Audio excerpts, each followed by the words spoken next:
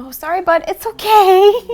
It's okay. Hi, I'm Erica, and this is Deacon. Welcome to our DIY Sweet Digs. Come on in. I pay $1,200 a month for a one-bedroom studio in Dallas, Texas by White Rock Lake. For the size of the space, I think the rent is actually a pretty good deal, especially this close to the lake with all of the hiking and biking trails. I share the space with my 65-pound Belgian Malinois named Deacon. So this is the bathroom. I knew that I wanted to keep it very minimalist in here because it is a small space. So the only thing that I really focused on in terms of decoration here is the art, which I made all of the art in here. I have the little sign that says, "Wash your hands, you filthy animal." You get naked, and then of course the big Prada sign. I didn't really like the sliding shower door because I feel like it really truncates the space. So I went ahead and put up a curtain because having that very long shower curtain, I feel like really elongates it and makes the room feel bigger. In my next apartment, I absolutely have to have a bathtub. I love taking baths. I didn't really think that I would miss it that much. However, living my life without a tub for the first time ever, I'm now regretting all of my life choices. One of the first things I did when I moved in is I got rid of all of the doors on the closets. There's 1, 2, 3 here, and I knew that I wanted to have easy access to all of my clothes, so I went ahead and just took them off before I even moved in and put up curtains instead. One thing that I changed pretty quickly once I had moved in is cover up this barn door, which was just this very boring gray color. I found someone who made these really cool floral print wallpapers. Unfortunately, it was a little bit smaller than my barn door, so only half of the door is covered. I just make sure that I don't ever close it all the way, and then no one has to know. This is the bedroom. The bedroom was a little bit of a challenge because it's a 10-foot by 10-foot room, and I needed to fit all of my books, my bed, and my dog's crate in this very small space. The first thing I did was I set up the bookcases. We ran into some problems in terms of anchoring it because there is no wall to anchor the top 2 cases to. I actually had 2 of my friends come over, one of who is an engineer, and they helped me anchor the bottom ones to the wall, then the top ones to the bottom ones, the top of the top ones to the ceiling of the room, and then of course to all of the sidewalls as well. We knew that because there wasn't enough room for me to have a ladder in there, I would have to be able to climb the shelves themselves to get to the books on the top. So it had to be structurally sound enough that all 100 pounds of me could move up and down it without putting my life in danger. It's funny, a lot of people would say, why so many books? There's just really not that many books. I have very clear and distinct memories associated with a lot of these books. Like Watership Down, I read in the car on the way to a motocross competition, and like I remember where we were, like at state lines, depending on what chapter I was in, right? I remember what was playing on the radio when I read certain pieces, and that was, you know, almost 2 decades ago at this point.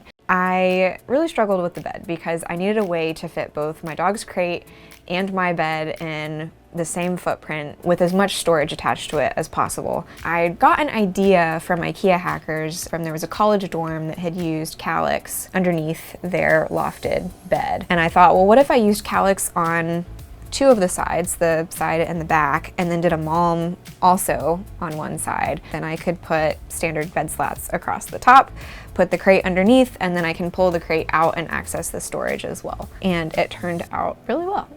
Aside from the crate, the most expensive thing that I've purchased for my house is the bookshelves and then the malm and Calyx that make the bed. I got pretty much everything else secondhand for this. I really wanted to make sure that the structural integrity was there and that they were new and that they all matched. Yeah, that one IKEA trip really put me back, but it was okay. It was worth it, clearly. How did I meet Deacon? I actually had a deposit on a German Shepherd puppy from a kennel, and they said, hey, we have a dog from a different litter, from a Belgian Shepherd litter, who we think would be a really good fit for you, but would you like to come meet him? And of course, I left with him after meeting him. I knew pretty much immediately that he was the dog for me. So it was love at first sight, if you will. This is the living room, and this is the kitchen.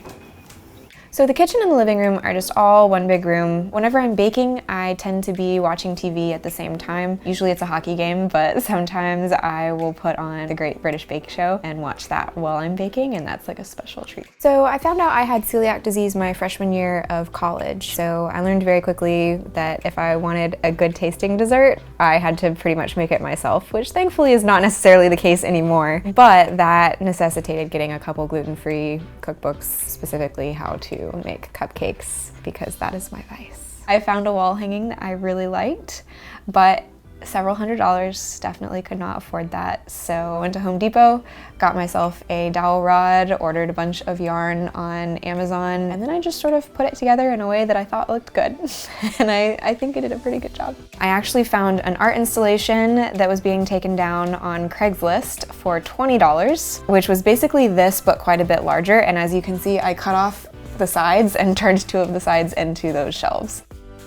Both of my parents are engineers, but my dad grew up on a farm, and as a kid, he kind of raised me with this idea that you try to do everything yourself, with YouTube as an additional helpful resource. I found that in most ways, I can figure out a way to construct something on my own. The honeycomb shelves I actually made with my dad. They're one of my favorite things in the apartment. So it's a fun little reminder of a very entertaining weekend spent with my father. The most sentimental item, oh, well that would be Carlos. So my mother knits and crochets, and so when I moved, she said she wanted to make me something, and I said, sort of jokingly, oh, you should make me like a succulent pillow. And the next time I came home, she had a cactus pillow made for me. She would do quite well on Etsy, however, she's too busy being a high-powered engineer. So I am an only child, and because of that, I'm very close with both of my parents. My mom actually sends me cards at least once a month. The newest one goes on the tray by my fruit bowl, but the rest of them get posted on the hallway wall next to the mirror where I put on my jewelry every morning. And then obviously my dad has helped me with several of my projects around the house, so having like very visible forms of their affection for me present in my life is pretty important, yeah.